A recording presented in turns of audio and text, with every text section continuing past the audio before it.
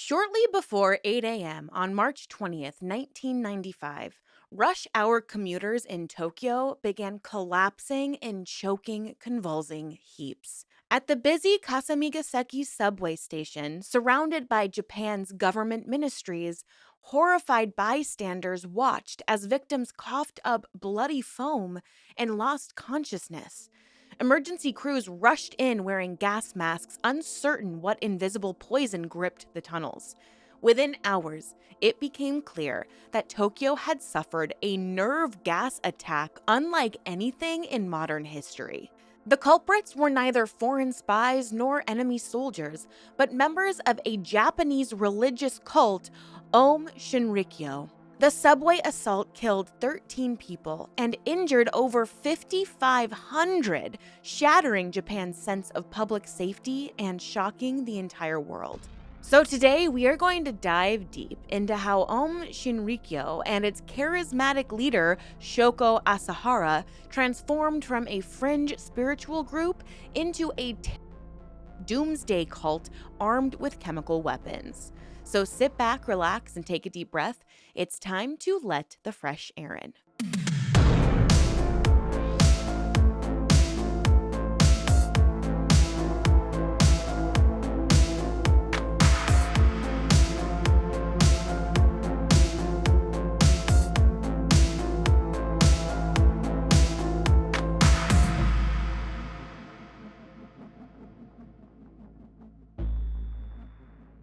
Hello, everyone. Welcome back, or welcome if you're new. My name is Erin, and I am fascinated by all things cults, true crime, and unique spiritual practices. So if you're into this sort of thing, please consider subscribing. I'd absolutely love to have you here.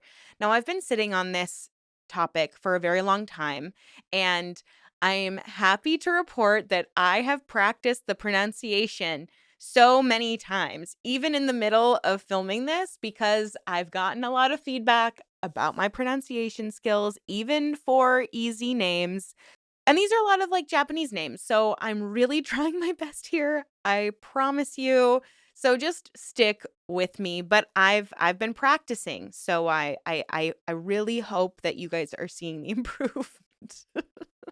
I feel like I sound really desperate right now. That's not usually how I like to set the tone for these videos, but I hear you. I hear your feedback, and I do appreciate it. I myself have been annoyed at certain creators who mispronounce names. I think it makes them look ill-researched, and I am mortified that that has been me in a couple previous videos. So, welcome if you're new. I do take accountability. Anyways, this is a very this is one of the most explosive cult stories, kind of almost literally, that I've ever researched, and I've wanted to cover it for a really long time. Um, it is shocking, and it just goes to show that if you are indoctrinated into a cult like this, you will stop at nothing to promote your cause. It's really, really scary. So, without further ado, let's jump into today's topic by really trying to understand the leader of this group, Shoko Asahara. Shoko Asahara. And I pronounced it right. So, Shoko Asahara was born on March 2nd, 1955, into poverty in a rural village on Kyushu, Japan's southernmost main island. Partially blind from infantile glaucoma, he was sent to a school for the blind at age 6, where he lived in a dormitory away from his family. Classmates would later recall him as being manipulative and domineering even at his young age and despite his disability. And he always had ambitions beyond his small town upbringing. After high school, he moved to Tokyo, aiming for higher education. And although he failed to gain admission to the elite University of Tokyo, he managed to graduate from a junior college in 1975 and trained in traditional Chinese medicine and acupuncture. In his early 20s, he married and started a business selling herbal remedies. This first entrepreneurial venture actually ended in disgrace because in 1982, he was arrested for selling unregulated medicines and was fined for violating laws. If only other influencers in modern day who did stuff like this experienced the same fate. But this brush with the law actually left him bankrupt and kind of searching for a new path. By the late 1970s, he had also begun immersing himself in spiritual practices. He studied yoga and Eastern religions, seeking meaning beyond the material world. In 1984, he opened a small yoga school in Tokyo called Aum Shinsen no Kai, offering meditation classes and health consultations. During this period, he claimed to have, you guessed it, achieved enlightenment. He then adopted his religious name, Shoko Asahara, styling himself as a guru poised to lead others to salvation. Now, several formative influences shaped Asahara's emerging worldview. He was raised a Buddhist, but he also explored Hindu scriptures, Taoist lore, and esoteric yoga texts. He became fixated on, you guessed it, apocalyptic prophecy, poring over Nostradamus' 16th century predictions and biblical book of Revelation. Asahara grew convinced that the end of the world was approaching and that he, because of course, he was a chosen savior figure. In his readings, he would later claim that he saw a destiny for himself as a messiah who could guide the righteous through an imminent doomsday.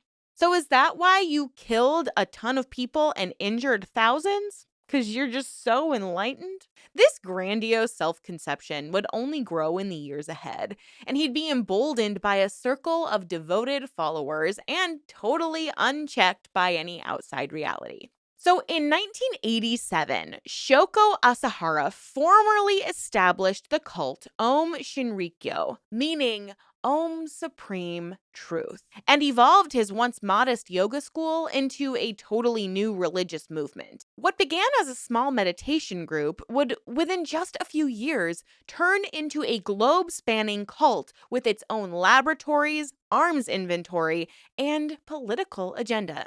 Asahara's ambitions were boundless. He preached that Aum would take over Japan and then the world.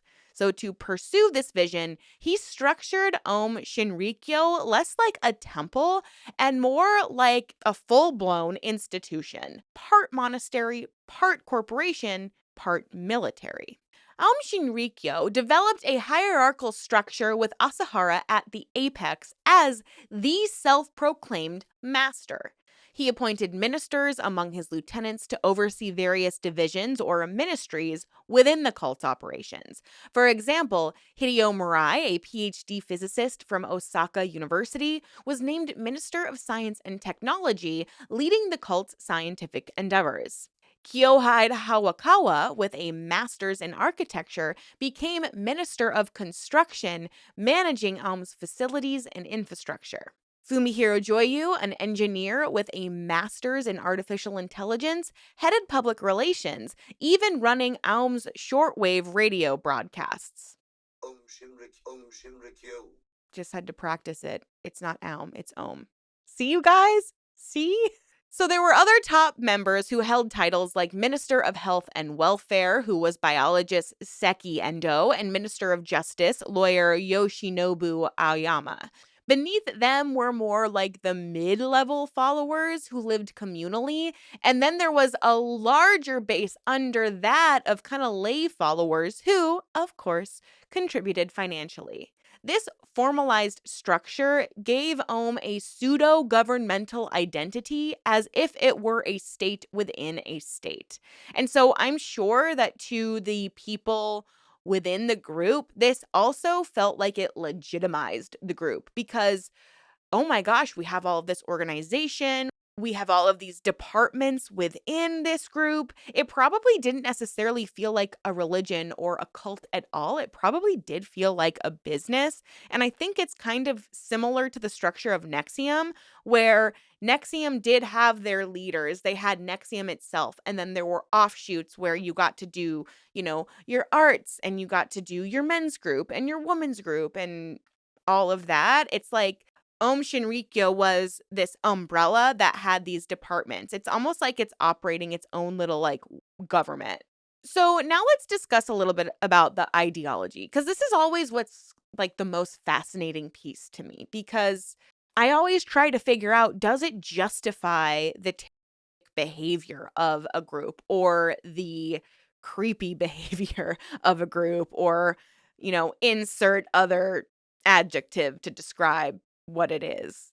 Because it's so hard to wrap my brain around some of the behavior that's based off of the ideology. So let's dive into that. So, the teachings of Aum Shinrikyo were an eccentric blend of Eastern and Western religious concepts that were grafted into Asahara's doomsday prophecy. At its core, Aum drew on Buddhism. The name Aum itself refers to the sacred syllable Om. Like, you chant after a yoga class. I usually don't do the chanting. I don't know why. It feels strange to me. And then the group also espoused like meditation and other notions of karma and, of course, reincarnation. However, Asahara overlaid all of this with elements of Hinduism and declared himself a reincarnation of the Hindu god Shiva, which means the destroyer. And indeed, Shiva's image, often depicted in cosmic dance, became a symbol of the cult, reflecting its fixation on destruction into renewal. Asahara also cherry picked from Christian apocalypticism, frequently citing the book of Revelation and claiming to be Christ reborn who could absolve sins. So, talk about the perfect, like, mishmash of all religion. And I'm starting to believe that cult leaders do this just so that they can reach more people and be more relatable to different religions, because we've discussed so much about like satanic cults, Christian cults, law of attraction cults, which are essentially those new age cults. And I feel like this guy's like, let's just do it all. Everyone can be in my cults. Everyone give me your money. Everyone let me be a like, it's kind of scary. And then he also invoked the Nostradamus prophecies of global cataclysm in the late 20th century, using them to stoke fears of an impending doomsday. And as I say in a lot of my videos, nothing quite unites people like a common enemy or a common fear. If you are fearful or angry, that is the easiest energy to control someone in. If you make somebody fearful or scared or shock them, you can control them pretty easily. That's why these cult leaders kind of use the tactics that they use. So, in Asahara's synthesis, world ending war was inevitable, a final conflict that he often referred to as Armageddon, and only Om devotees would achieve salvation. Now, at first glance, Om's scriptures appeared to promote personal enlightenment through yoga, austerities, and, of course, devotion to the master. Asahara published numerous books and sermons, some ghost written by educated followers, to lend legitimacy to his teachings. He claimed to have attained the highest truth and even supernatural powers, famously insisting that he could levitate during meditation. A claim that has been bolstered by staged photos of him apparently floating, which were later exposed as him bouncing off of a trampoline. He promised followers spiritual powers. It's kind of like he's a kid that's just like, look at me. And he's doing is jumping up on a trampoline. Nothing that special, but to the kid, in the kid's mind, he's like, I'm flying. He's like, no, bro, you're on a trampoline. And also, you're a grown adult. This guy promised followers spiritual powers of their own, but only if they advanced within Ohm's initiations. But underlying these mystical trappings was a dark apocalyptic mission. Asahara taught that the world would end in calamity, first prophesizing a global war in 1997 through 1998, and later revising the date to 1995, and that Ohm must save or resurrect the elite who joined them and eliminate all of those who stood in their way. By 1989, Aum Shinrikyo's growth forced Japanese authorities to take notice. That year, after intense lobbying, Aum was granted official recognition as a legal religious corporation by the Tokyo Metropolitan Government. This status was a turning point. It gave Aum tax exemptions and, more critically, immunity from government oversight of its religious activities. Under Japan's post war religious corporations law, authorities were extremely hesitant to investigate or intrude upon a registered religion's affairs. Asahara and his followers knew this, and they celebrated their new protection. Membership and fundraising skyrocketed after legalization. From only a few dozen members in the mid 1980s, Aum swelled to 10,000 members in Japan by 1992 and claimed perhaps 50,000 worldwide by 1995. And this cult attracted a particularly large following in Russia, where an estimated 20 to 30,000 people joined Aum's branches amid the post-Soviet spiritual vacuum. Flush with cash and converts, Aum expanded to over 30 centers across at least 6 countries. However, along with that growth came some very ominous changes. Asahara's rhetoric grew more paranoid and violent after 1989, as Ohm obtained the legal cloak it had sought. He began speaking openly of a coming Armageddon and the need to arm his followers for a prophesized war against worldly governments. Dissenters and critics increasingly became targets of Ohm's wrath. In late 1989, just months after achieving religious corporation status, Ohm's first known murders took place. Tutsumi Sakamoto, a lawyer working on behalf of parents trying to free their children from Ohm, had aggressively been challenging the cult.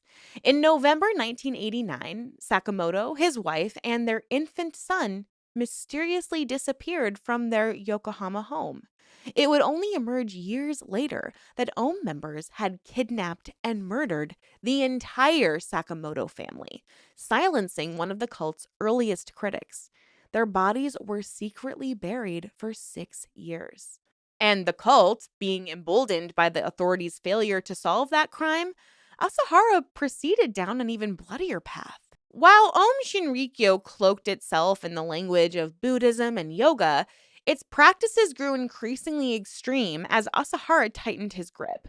The group claimed to offer spiritual liberation, but in reality, it subjected adherents to harsh disciplinary regimes, mind control techniques, and even physical harm in the name of salvation.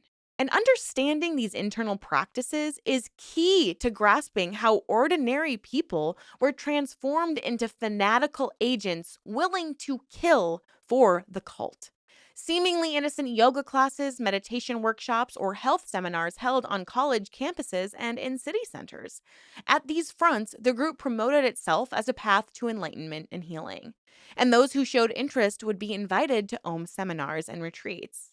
Once drawn in, recruits were urged to renounce their former lives and dedicate themselves wholly to the cult's discipline. Many young members gave over their savings and possessions at Asahara's behest, embracing vows of poverty that, just kind of conveniently seemed to enrich Ohm's coffers. Inside Ohm's communes, followers engaged in intense meditation and ascetic practices. Some lived in isolation cells for days of fasting and prayer. Sleep deprivation was common because keeping acolytes exhausted made them more suggestible. And according to former members, Ohm leadership also secretly administered psychoactive to pliant followers as some part of a training. Hallucinogens like LSD were given during closed rituals to induce a spiritual vision or break down psychological defensive.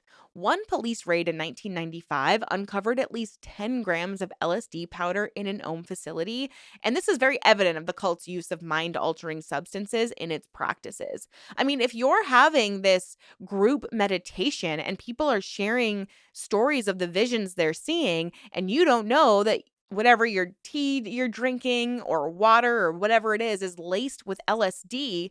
And so you go into this meditation and you come out of it thinking, oh, I just had this vision.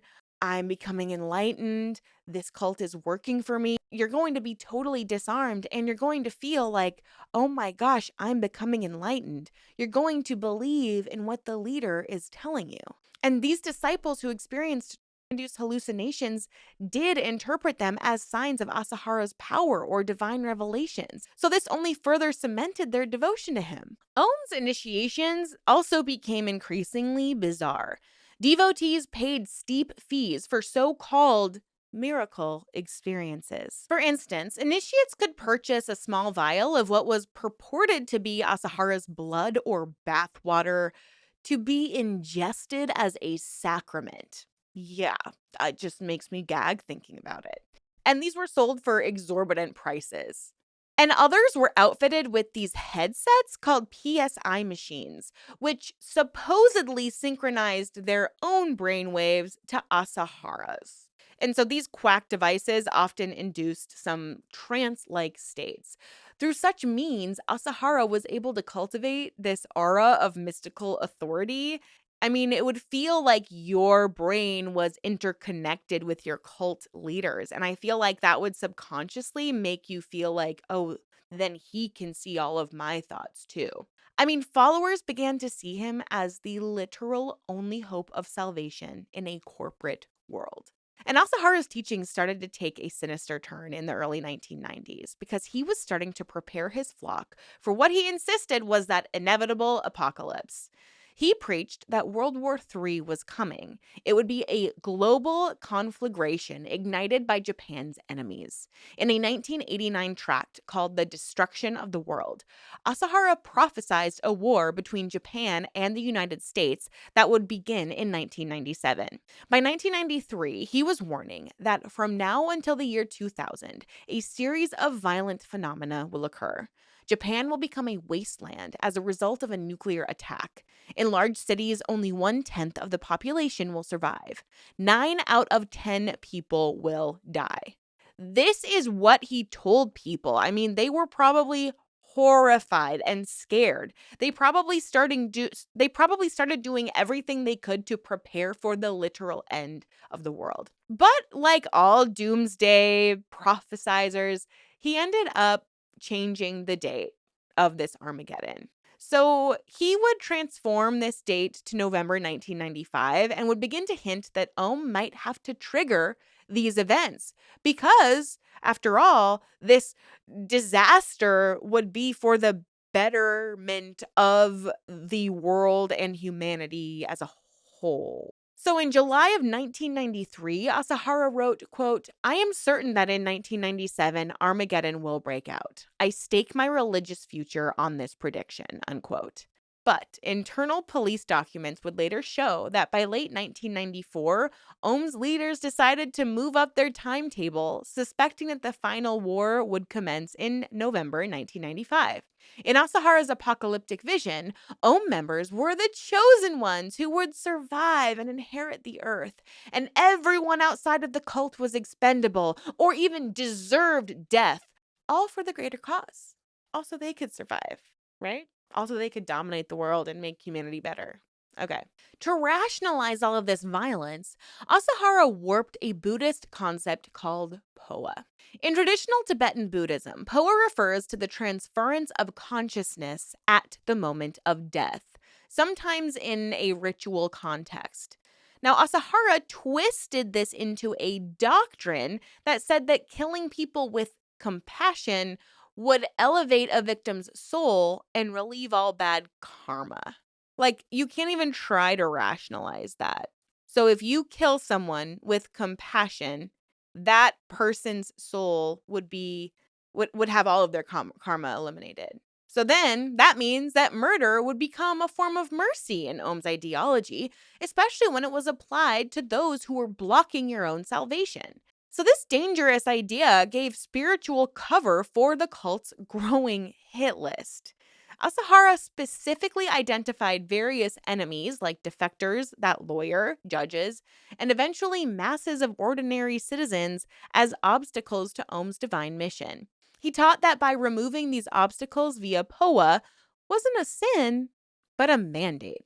By 1994, Aum's inner circle had internalized Asahara's deadly dogma.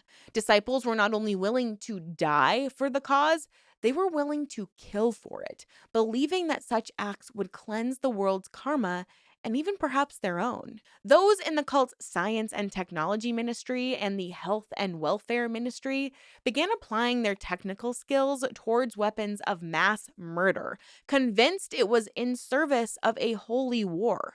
Asahara's sermons increasingly cast the outside world as a realm of demons and dark conspiracies. He claimed that the United States and Japanese governments were already attacking Ohm with poison gas and electromagnetic waves. Delusions that he would spread to his essentially congregates to justify all retaliatory violence. In one 1994 speech, Asahara bizarrely told followers that, quote, wherever we go, helicopters spray us with poison gas, such as sarin.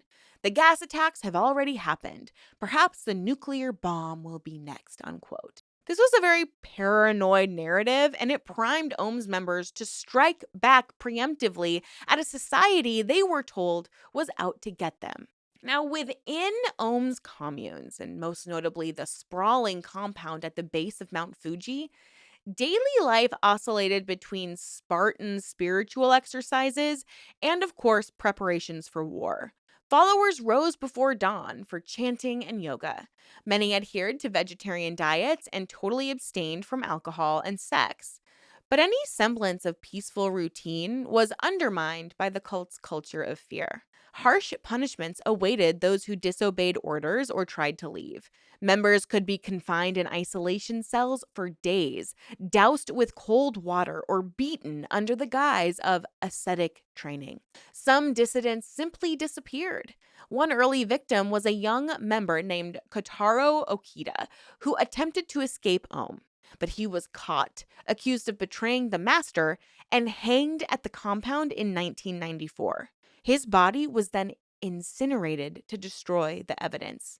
And such brutality was concealed from rank and file followers, but word and rumor instilled deep terror. Members learned to display absolute obedience because obviously their cult leader might murder them.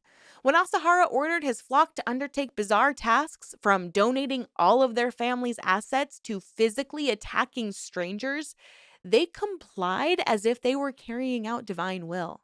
Devotees also spent long hours working in Ohm-run businesses and workshops, which doubled as fundraising operations and cover for illicit projects. In Japan, Ohm owned noodle shops, computer stores, and even a chain of cheap curry restaurants staffed by members whose wages filled the cult's bank accounts.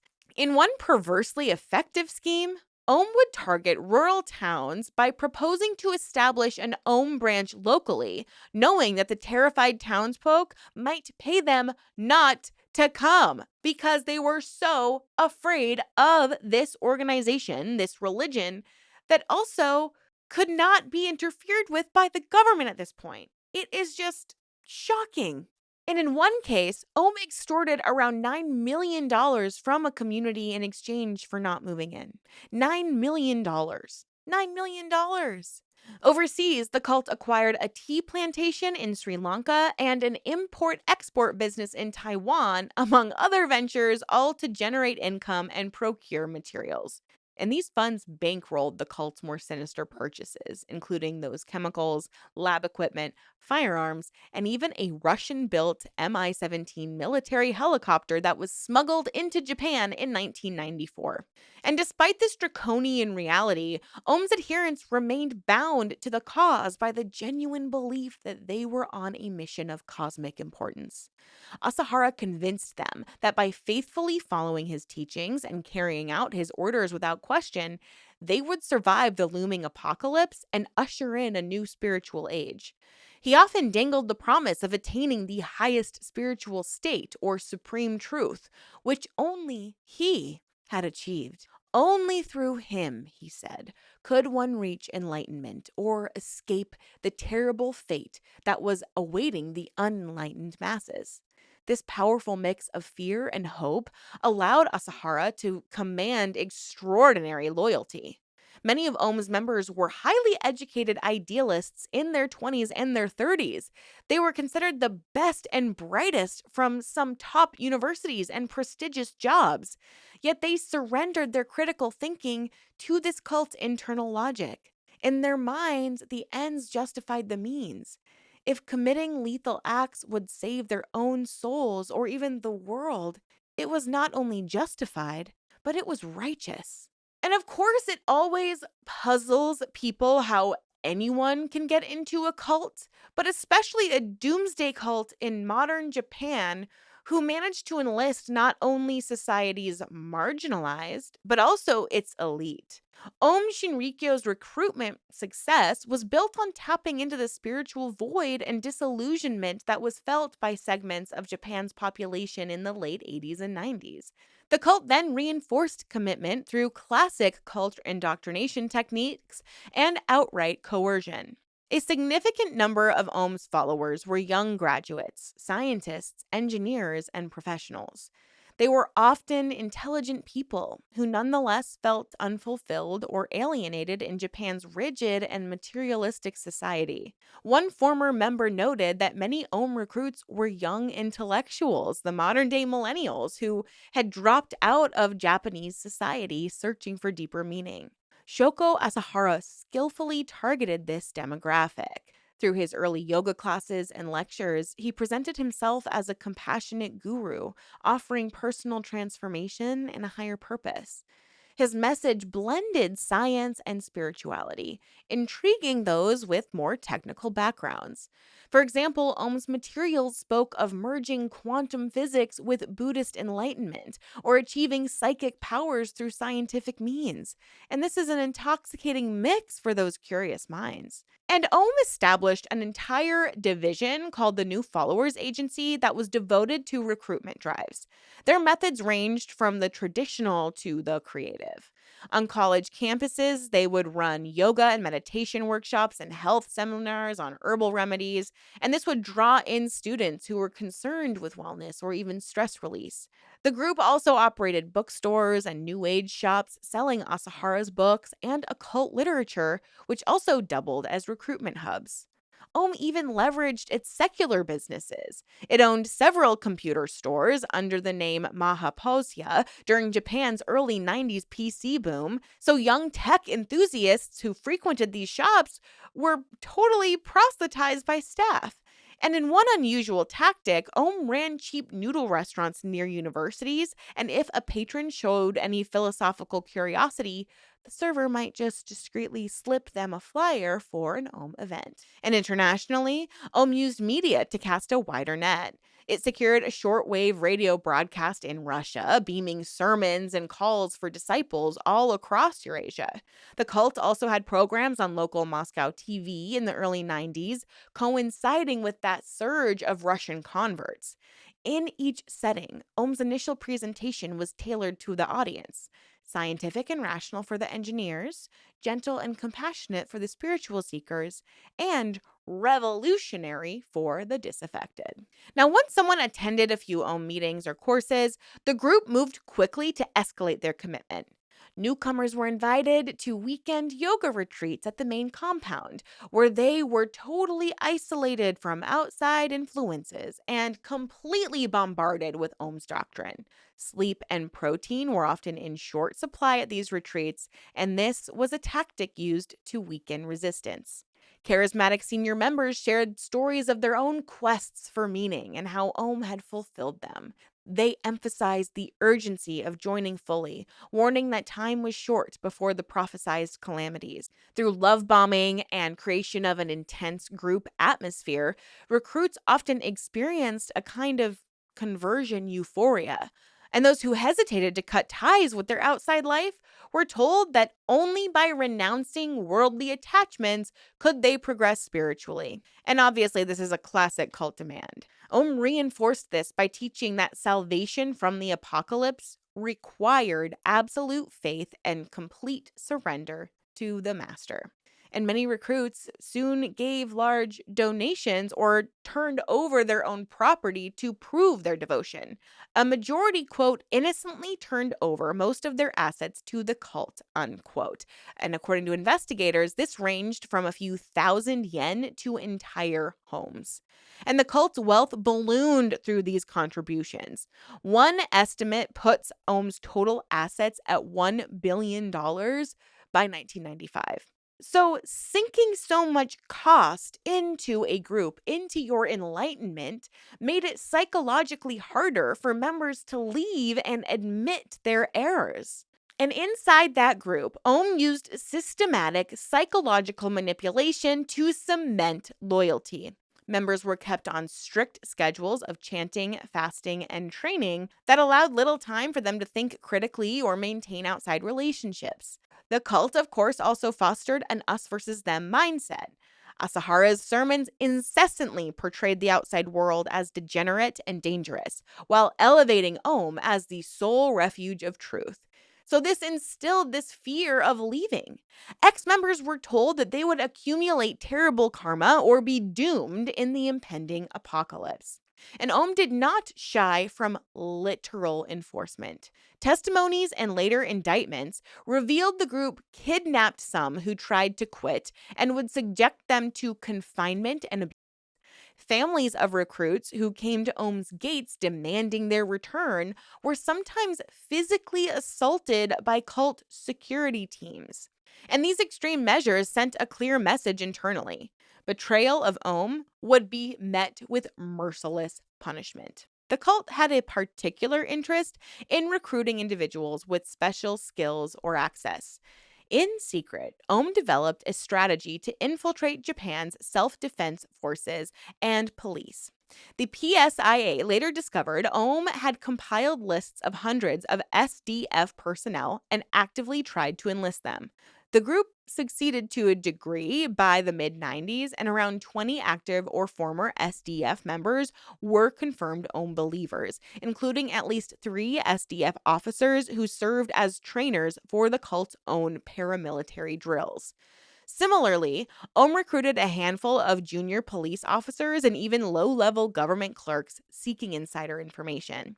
One dramatic example of this fifth column involved a group of SDF paratroopers who secretly worked with Ohm's intelligence chief, Yoshihiro Inu. In late 1994, these military recruits helped Ohm agents carry out several covert operations, breaking into a Tokyo police station to steal residential data, burglarizing a Mitsubishi Heavy Industries lab to pilfer weapons design documents, and even staging a false flag firebombing of Ohm's Tokyo headquarters to gain public sympathy just days before the subway attack. So, in each case, the infiltrators provided tactical expertise or access that regular civilians would lack.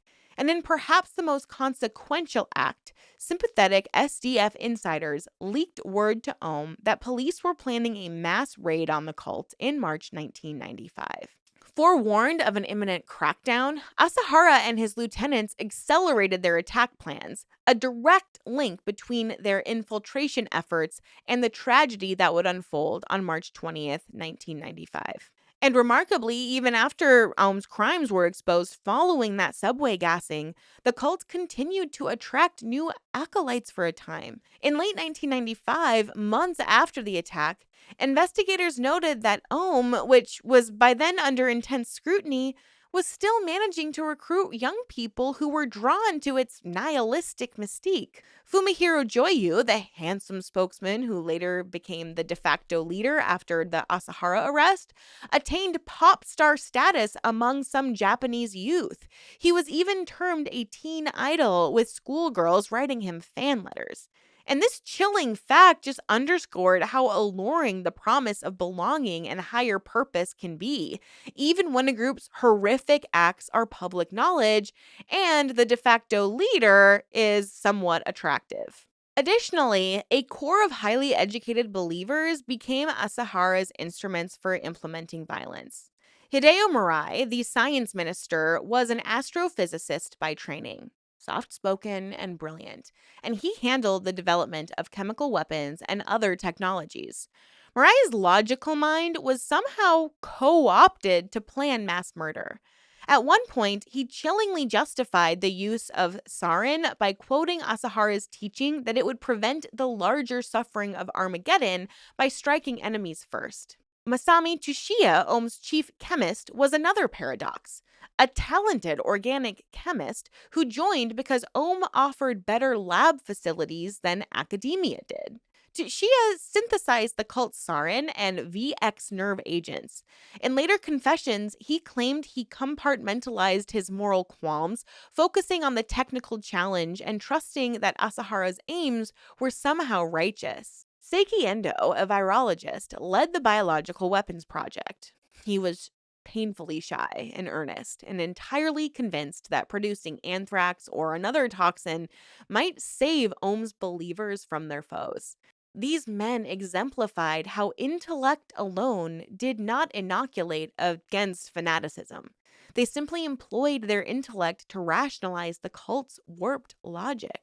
And other key followers were drawn from more spiritual or bureaucratic backgrounds. And let's not forget, Ohm was targeting these highly educated people.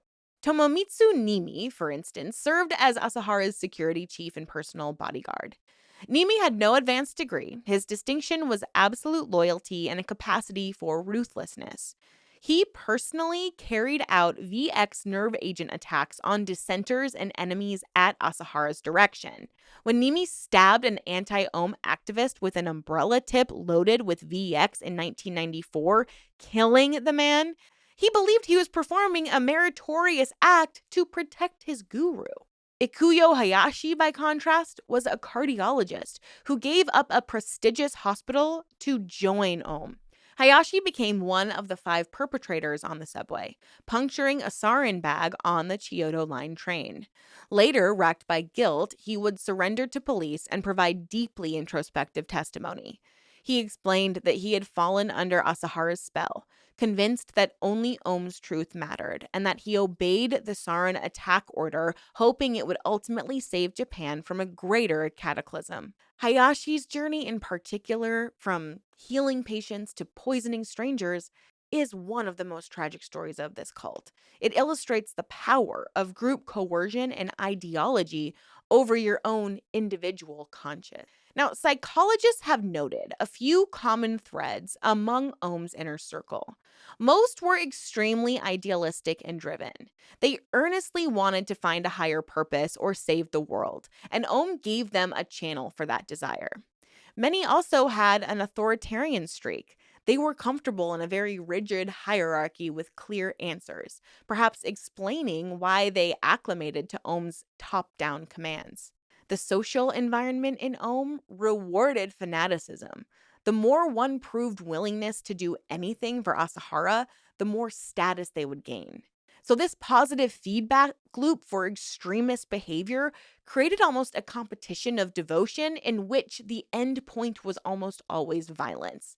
Furthermore, some members harbored personal grievances or emotional voids that Ohm filled. For example, a few of the scientists struggled with careers or felt underappreciated in society. And Ohm made them feel not just special, but even heroic. And in the end, Asahara's inner circle became an echo chamber amplifying his worst impulses. There was no mechanism for dissent or reality checking. When a small handful of senior members did question the morality of what they were doing, as reportedly happened with one chemist who hesitated to produce lethal gas, Asahara removed them from sensitive work or punished them until they fell back in line. And the result was a leadership cadre that collectively reinforced a delusional mission, bringing Japan to the brink of disaster. By the early 90s, Shoko Asahara was not content with metaphysical power alone. He wanted real weapons to hasten his apocalypse. Aum Shinrikyo began assembling an arsenal and militarizing its operations to an astonishing degree for a religious cult. This is like Waco on steroids. In pursuit of Armageddon, Aum built up capabilities in chemical, biological, and conventional weapons that completely shocked authorities in hindsight. These preparations turned Aum into essentially a proto-terrorist organization long before the subway attack. So, following the group's humiliating failure in the February 1990 Japanese parliamentary elections, when Asahara and 24 Aum candidates ran for office and lost very badly, he took a hit to his ego, and Aum's ideology took a hard turn. Asahara interpreted the loss as a sign that only drastic, violent action could achieve the cult's aims. He told followers that the world had rejected salvation, so the cult must force the issue.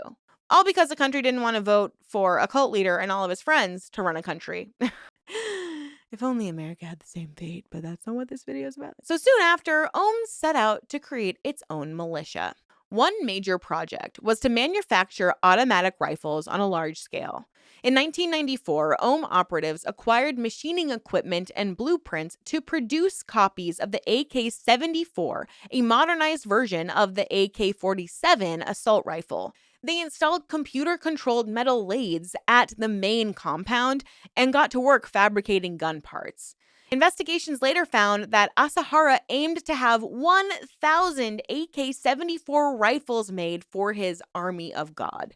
By April 1995, police discovered several completed rifles, crates of components, and even used LAW anti-tank rocket launchers at Aum sites. Over 100 Aum members were involved in the secret gun factory. The cult also procured conventional weapons abroad. During visits to Russia, Aum members bought small arms on the black market. In one instance, an Aum monk returned from Moscow with 2 Tokarev pistols and ammunition, delivering them straight to Asahara as if presenting holy relics. Asahara envisioned his own armed cadre that would, in his own words, stand against the whole world if needed. And not content with weapons, Aum sought to train his followers in warfare. The cult established a military training camp on rural property that it owned. Groups of about 50 disciples at a time underwent rudimentary combat training, how to handle rifles, basic tactics, etc., often led by those ex-SDF members who had joined. At least 200 Aum members cycled through these drills in 1994. And intriguingly, to mask the purpose of these exercises, Aum officials told participants that they were rehearsing for an upcoming war-themed action movie that the cult was producing and thus needed weapons training to act their parts realistically. Yikes. What a lie. This little ruse allowed plausibility if outsiders noticed the activity. But internally, many knew the true purpose. Can you imagine, if you're living near the compound and all these people are going to combat training and you hear the noise and they're like, we're just practicing for a movie. Don't worry about it. What? Aum even sent select members overseas for specialized training. Through a travel front company in Tokyo, the cult organized, quote, shooting tours, unquote, to Russia, where adherents practiced with live firearms at a military range outside Moscow under instruction from former Soviet Special Forces soldiers. One such tour was scheduled for late September 1994, and it's believed that some of Asahara's top lieutenants, possibly including Hideo Murai, partook in advanced training abroad. Separately, Aum had members travel to Florida in the United States to attend commercial helicopter pilot courses, a step toward operating the Russian helicopter that they'd purchased. So all of these efforts signaled that Aum was methodically preparing for an armed showdown. The justice minister observed years later that Aum's successors remained dangerous because they still operated under absolute influence of Asahara's violent doctrine, making note of the group's past efforts to obtain military capabilities. And indeed, by mid-1994, Aum Shinrikyo was no longer just a cult. It was planning and rehearsing for war. And the most lethal arrow in Aum's quiver was its chemical weapons development. Around 1992, Asahara gave the order to begin making poison gas, specifically the nerve agent sarin, which Nazi scientists had originally developed in the 30s. Aum's resident chemist, led by Masami Shukiya, recognized sarin as appealing. Its raw ingredients were legal industrial chemicals, and synthesis, while dangerous, was achievable with the right expertise. The cult then established a secret chemical laboratory at the main compound, in a building that was codenamed Satyam No. 7. And this facility was remarkably sophisticated. Largely built by Aum's own engineers, it featured custom stainless steel reaction vessels, automated controls, and a scrubbing tower to neutralize fumes. In late 1993, Chukia's team produced their first batch of sarin. According to prosecutors, they made small pilot batches in November and December 93, and then a larger run of about 30 kilograms of sarin in early 94. This poison was put to gruesome use on June 27, 1994, in Matsumoto, but more on that field test a little bit later. Now, production at Satyam number 7 paused in mid 94 after an accidental chemical leak at the compound, a leak that released a foul odor and killed nearby plants, almost exposed the operation. So nervous, Asahara ordered a temporary halt and dismantling of some equipment. But Aum still possessed enough precursors to synthesize sarin on a smaller scale when needed. And in fact, on March 19th, 1995, the eve of the Tokyo subway attack, Aum chemists hurriedly brewed a fresh batch of sarin in a makeshift lab at the compound. This was the poison that filled the plastic bags that would be carried onto the subway the next morning. And experts later determined that this March 95 sarin was of degraded purity, which fortuitously actually limited the death toll. Investigators believe that Ohm's rush and possibly imperfect technique led to a less potent product, thankfully. But sarin was not the only agent in Ohm's chemical arsenal. Chukia's team also synthesized VX, an even more toxic nerve agent. Liquid VX can kill with just a single drop on the skin. They ran at least 4 experimental batches of VX in late 94 at the same lab. Though they never mass produced it, the cult did deploy it in covert assassinations. In December 94 and January 95, Ohm hit squads attacked at least 3 people with VX using spray devices or syringe tipped umbrellas. One victim, Tadahiro Hamaguchi, was a random target that was mistaken by Ohm for a spy. He was sprayed with VX on an Osaka street and died just 10 days later. Another anti-cult activist, Hiroyuki Nagaoka, was attacked outside his home and left in a coma, but luckily he did survive.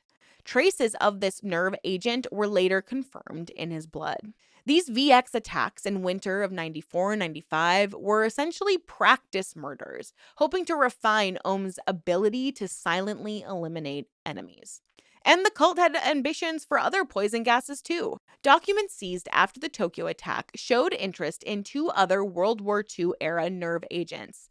They even wrote this demented song called Song of Sarin the Magician, with lyrics like, "If you inhale the mysterious vapor, you will fall with bloody vomit from your mouth. Prepare, Sarin, prepare." What are we doing? What are we doing? I mean, this song itself kind of shows us how deeply the cult had ritualized chemical murder. It was more than just weapon making in their eyes. It was literally a sacramental act. And Ohm also explored biological terror. In 1990, Asara reportedly prophesied that biological warfare would rain down on the world and then set out to make it happen. Under the direction of Saiki Endo, the virologist, and Masami Chukiya, Ohm's scientists worked to culture deadly pathogens, including anthrax, bacteria, and other toxins. They acquired lab equipment like fermenters, centrifuges, incubators, and literally hundreds of liters of growth medium, or peptone, to nurture microbes. Police who raided the compound were stunned to find 100 to 200 metal drums of peptone, far more than any legitimate lab would ever need. This indicated Ohm planned to grow huge quantities of bacteria, potentially enough to spread disease over an entire city. And Ohm succeeded at least partially. Authorities believe that Ohm managed to produce anthrax spores, though possibly of more of an innocuous vaccine rather than a virulent one. And disturbingly, in June 93, nearly 2 years before the subway attack, Ohm appears to have conducted a biological attack in Tokyo. Neighbors near Tokyo's headquarters in Kamido Ward complained of foul odors, and later a senior cultist confessed that around that time they tried to disperse anthrax from the building's roof. Fortunately, no one was reported ill, but it is suspected that the anthrax culture used was not truly lethal or the dispersal method failed. But it was a harbinger of what Aum was willing to attempt. The most significant pre Tokyo attack came on the night of June 27, 1994, in the city of Matsumoto around 10:40 p.m. Residents of a quiet apartment complex were overcome by a strange gas that wafted through their open windows. People collapsed in seizures within hours, and 7 were dead and over 500 injured, with several in comas. The cause was identified as sarin nerve gas, but initially this was not publicly confirmed. Suspicion oddly fell on one victim, an innocent local man and chemical hobbyist, as a potential accidental culprit. This man had stored some chemicals at home for making pesticides, and authorities theorized that he might have unintentionally synthesized a nerve agent. However, physical analysis later showed that scenario was impossible. Meanwhile, critical clues emerged. Witnesses reported seeing a vehicle with a large tank and spray equipment in the area, and traces of sarin were found on foliage near where that vehicle had been spotted. Unbeknownst to the public, a few experts, including U.S. terrorism analyst Kyle Olson, quickly surmised that this was no accident but a test. In January 95, Olson presciently warned that Matsumoto was likely a trial run and that the next sarin attack would be in the Tokyo subway system. He literally predicted it. It was only after the Tokyo subway attack that Matsumoto's perpetrator became clear. Aum members, when arrested, confessed that they carried out the Matsumoto gassing on Asahara's orders. Masami Chukiya admitted that he synthesized the sarin used there. The motive? Matsumoto was home to 3 judges overseeing a civil lawsuit against Aum. Local residents had sued the cult over a land dispute. Asahara feared that those judges would rule against him in July 94, so he just decided he would murder them preemptively. On that June night, a team of 7 cult operatives, led by Hideo Murai, drove a converted truck to the judge's dormitory. They'd mounted a custom sprayer on the truck bed, using a heater to volatilize liquid sarin and fans to disperse it. The gas cloud drifted into the surrounding neighborhood, poisoning many. And crucially, the judges were all sickened, although luckily none died, and the trial was delayed, which was exactly what Aum wanted. Immediately after, Asahara had the truck and equipment disassembled and hidden. 2 weeks later, when a chemical mishap at the compound created a toxic plume, police came sniffing around, and Aum stonewalled them at the gate. But Asahara wasn't taking any chances. He ordered the Matsumoto gear destroyed and dumped in a remote lake lest it be found.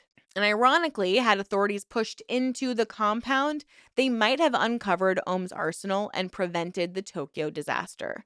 But instead, Matsumoto went down in media as an unexplained incident, and Aum's role remained officially unproven until 1995. Flush from Matsumoto, Asahara felt emboldened to target individuals. In fall of 94, Aum assassins, as noted, used VX nerve agent to eliminate perceived enemies, an extremely bold tactic no terrorist group had ever employed. On December 12, 1994, they killed Tadahiro Hamaguchi with VX, marking the first known use of VX on a human in history. Around the same time, they likely tested other toxins by slipping it into beverages of a few targets, but these attempts did fail or went totally undetected. On February 28, 1995, Aum members kidnapped a Tokyo notary official, Kiyoshi Kaira, who had been helping a young woman leave the cult. They forced an injection of an overdose of anesthetic drugs, killing him, and then they incinerated his body in their specially built microwave cremator. This industrial-sized microwave oven was used to dispose of at least a dozen bodies, was one of the most grisly pieces of evidence that was later found at Aum's compound. Aum was literally erasing anyone who crossed them. On March 15th, 1995, just 5 days before the subway attack, police found 3 suitcases fitted with crude aerosol devices at the subway station, the heart of the attack. Each case had a small motorized fan, a heater, and a container for liquid. Though the contents were not recovered, experts suspect that these were intended to disperse either biological or chemical agents, possibly a trial run with harmless liquid or an attempted anthrax release that failed. It's unclear if Ohm operatives lost their nerve or something malfunctioned, but the incident did put police on alert, albeit not quite enough to prevent what came next. Also, in mid March, prior to the attack, Ohm staged an internal provocation. They ignited a small firebomb at their own Tokyo headquarters on March 18th. The idea was to portray Ohm as a victim of harassment or terrorism to try to deflect suspicion. Asahara wanted to position the cult as under siege so that any coming violent act might be blamed on somebody else. And this ploy ultimately failed. Few bought Ohm as victims after the subway attack, but it shows the group's tactical deceit. Now, finally, to the infamous subway attack. On a clear Monday morning, Tokyo's subway system carried its usual torrent of commuters, office workers, students, government employees, totally unaware that among them rode agents of death. The plan Aum Shinrikyo set in motion that day was fiendishly simple: to simultaneously release lethal nerve gas on multiple trains converging in central Tokyo, thereby causing mass panic, death, and unimaginable disorder in the capital. Shoko Asahara believed this chaos would be the spark of Armageddon, or at least forestall the police raids on his own empire. 5 loyal cult members were chosen as the attackers. Early on March 20th, 1995, each retrieved a package prepared at the compound. Plastic bags filled with liquid sarin, wrapped in newspapers to avoid drawing attention. The men carried umbrellas with sharpened tips, their makeshift weapons to puncture the bags. Their orders were to board specific trains on 3 major subway lines that all intersected at Kasamigaseki Station, and to puncture the sarin bags around 8 a.m. when the trains neared that central hub. Around 7:45 a.m., as Tokyo swelled with rush hour crowds, the Ohm operatives split up and boarded their assigned trains in the outer city. Among them was Dr. Ikuyo Hayashi, the senior doctor tasked with the Chiyoda line, and Toru Toyota, a young chemistry graduate on the Maranauchi line. Each found a spot in a crowded carriage and set their lethal parcel on the floor or an overhead rack. At roughly 8 a.m., in coordination, they surreptitiously dropped their umbrellas and jabbed holes into the bags, then hastily exited the trains at the next stop. The punctured packets began leaking sarin, which in liquid form readily evaporates into a deadly vapor. Some attackers were exposed themselves in the process. One, Kenichi Hirose, accidentally soaked his foot with sarin and was left hobbling from nerve agent effects. But they all managed to flee the scene, and Ohm drivers were waiting to whisk them to a hideout where antidotes were administered. On board the affected trains, commuters first noticed a strange smell. Some described it like paint thinner or mustard, and others said it was the odor of burning rubber. And then came stinging in the eyes, dimming vision, and uncontrollable coughing fits. Because it was sarin, those closest to the puddles of liquid quickly lost muscle control. People began vomiting and convulsing on the floors and seats. At one station, a man staggered out and collapsed, his shirt open and fluid streaming from his nose and mouth, a tableau of utter distress. Within minutes, the poison gas spread through train cars and stations. At Kasamigaseki, where several of the gas trains arrived almost simultaneously around 8:10 a.m., the station filled with carnage. One subway worker, seeing a soaked newspaper package on the floor, bravely picked it up with his bare hands to remove it, and he died shortly after, sacrificing himself to reduce the exposure to others. Passengers stumbled out of the trains with pinpoint pupils, a classic sign of nerve agent. Many collapsed on the platform. Station staff and bystanders who tried to help were overcome in turn. The scene was, quote, like a battlefield, one witness said, with dozens of bodies lying on the platform and the stairs. An emergency response was initially confused. People called in what they thought was a gas leak or a chemical spill. Firefighters, paramedics, and police began rushing to various stations along the lines. At first, they had no idea what they were dealing with. Some responders only had minimal protective gear, and many first responders themselves became secondary victims by exposure. And television footage soon showed a surreal sight. Self Defense Force soldiers in full hazmat suits and gas masks descending into subway entrances, unsure if another attack or a larger chemical release was coming. The wounded were ferried out and laid on sidewalks. Medical teams frantically administered atropine, the antidote, when they recognized the symptoms of this poisoning, likely recalling the Matsumoto incident. Hospitals across Tokyo were flooded with commuters who had arrived on their own, coughing and teary eyed, seeking treatment. And by midday, the immediate crisis abated. In all, 13 people died, 6 subway workers and 7 commuters. And thousands were sickened, with over 6,000 seeking medical attention with issues ranging from vision problems and difficulty breathing to serious neurological damage.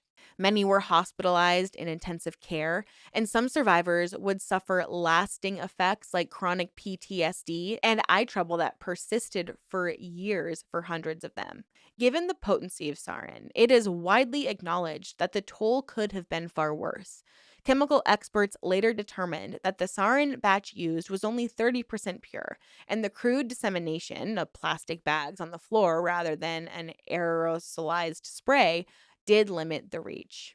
Nonetheless, this subway attack remains the deadliest terror attack in Japan's modern history, and the first large scale chemical weapons attack by a non state group. It struck at the heart of Tokyo's daily life, sowing fear that lingered for years. In an instant, the illusion of absolute public safety in Japan was shattered. The nation realized that even their own countrymen, in the form of a cult, could inflict mass terror. The sarin attack forced Japan's authorities to act decisively against Aum Shinrikyo. What followed was one of the largest investigations and security operations in Japanese history. Over the next weeks and months, the full extent of Aum's crimes came to light through dramatic raids, mass arrests, and years-long trials. The pursuit of justice would stretch over 2 decades, culminating in the execution of the perpetrators. But where was Shoko Asahara himself? The guru had vanished from public view, and fear spread that he might orchestrate another attack while at large. It took police nearly 2 months to locate him, and finally, on May 16, 1995, acting on a tip, they searched a small building at the main compound and discovered a hidden chamber behind the wall. There, Asahara was found huddled in darkness, unkempt and mumbling, with a ton of cash and a sleeping bag. The cult leader was arrested, and this finally ended a nationwide manhunt. But even after multiple raids and arrests, Ohm's diehards tried to retaliate. On March 30th, 1995, the chief of the National Police Agency, Takaji Kunamatsu, was shot 4 times outside his home by an unknown gunman. He was gravely wounded even though he survived, and the timing strongly suggested an Aum connection. It was essentially a hit on the head of the investigation. A member of Aum's construction ministry, Mitsuyo Tsunaoshi, was later arrested in relation to the shooting, though no one was ever convicted for it. In April 95 saw a wave of false alarms and a copycat gas attack. On April 19th, a toxic substance initially reported as phosgene gas was released in Yokohama Station, sickening over 500 people, though no fatalities. Police arrested an unrelated individual for the incident, but it just amplified the total climate of fear in Tokyo at the time. By late 95, after multiple raids and even more violence, the authorities had captured virtually all key operatives. A few went on the run as fugitives for years, but were most likely all found by 2012. With Asahara and his lieutenants all behind bars, the focus shifted to the courtroom. The prosecution of Aum Shinrikyo members became a massive legal undertaking, often called Japan's trials of the century. In dozens of separate trials, the cultists were tried for their roles in various crimes. The most prominent was the trial of Shoko Asahara himself, which began in April 1996. Given the complexity and volume of charges, we've got murder, attempted murder, conspiracy, and more, all spanning multiple incidents. Asahara's trial dragged on for 8 years. And proceedings were often delayed by Asahara's bizarre behavior because he would frequently sit in silence or mutter incoherently. And then suddenly in 2004, just dismissed his lawyers abruptly. Many observers felt that he was faking insanity to try to avoid responsibility. But regardless, in February 2004, the Tokyo District Court found him guilty on 13 counts, including masterminding the Tokyo subway attack and the Matsumoto attack, and sentenced him to death by hanging. Asahara showed no emotion at the verdict. His lawyers did pursue appeals, but by 2006, Japan's Supreme Court rejected his final appeal, affirming the death sentence. But he was not the only one convicted. In total, 189 cult members were indicted for various crimes. Among those, 12 former Aum members received death sentences for murder or terrorism, including the 5 sarin attack perpetrators and key planners. Others received life imprisonment or lesser prison terms depending on their roles. On July 6, 2018, the Justice Ministry announced that Shoko Asahara had been executed that morning, along with 6 senior Aum members. 2018 for crimes he committed in 94, 95. That is just mind blowing. It blows your mind how long it took. Now, you might think that when a cult leader orchestrates a literal terrorist attack, everyone would defect and leave the group, but this group did not disappear entirely. Remnants of the cult reorganized under new names, attempting to shed the notoriety of the Aum brand while quietly retaining aspects of Asahara's teachings. Japanese authorities were keenly aware of the lingering threat and have kept these successor groups under strict surveillance up to the current day. Of course, in 2000, they would rebrand, like many other cults, into a group called Aleph and then try to distance themselves, but still maintain that the leader was the second coming of Christ. So, yeah, there's that. But as of right now, Japan officially recognizes 3 successor groups of Aum Shinrikyo. We have Aleph, Hikari no Wa, and a small group led by remaining loyalists that's sometimes nicknamed the Mountain Wizards group. Ultimately, this is one of the most destructive cults I have ever covered, ever heard of. And it's utterly shocking how one person can encourage people to unleash unprecedented horror. The fact that Aum's successors are quietly persisting only reminds us that the ideologies that fuel such violence don't just die easily.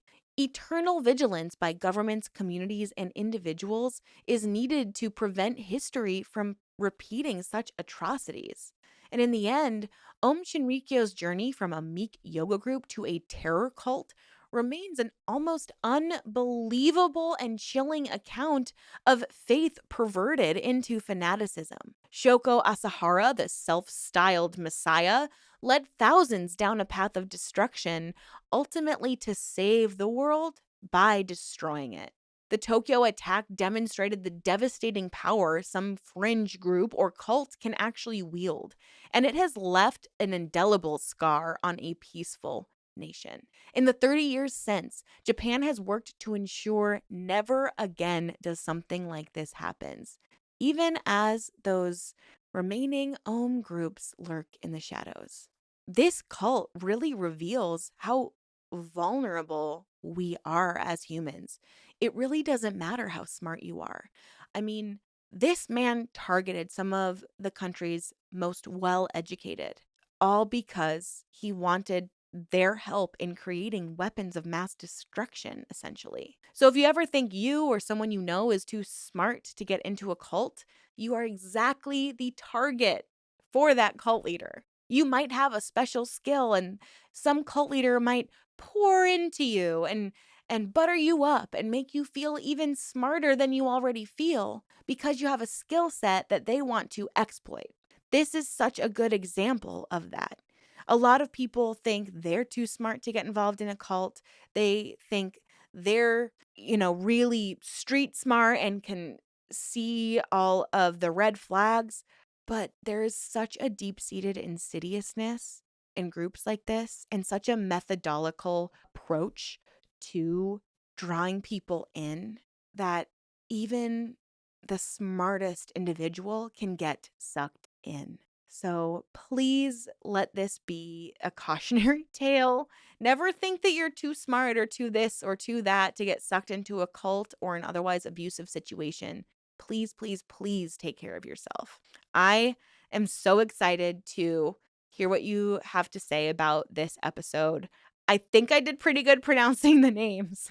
I really tried, guys. I was like, I'm determined. I got this. I can do this. So let me know if I did better. But if you speak fluent Japanese and I totally butchered something, I am so, so, so sorry. Anyways, you guys, thank you so much. I appreciate your support on my channel, and I hope you have a very wonderful, very safe, very happy rest of your week. So stay safe out there, ask questions, and always stay skeptical. I'll see you in my next video very soon.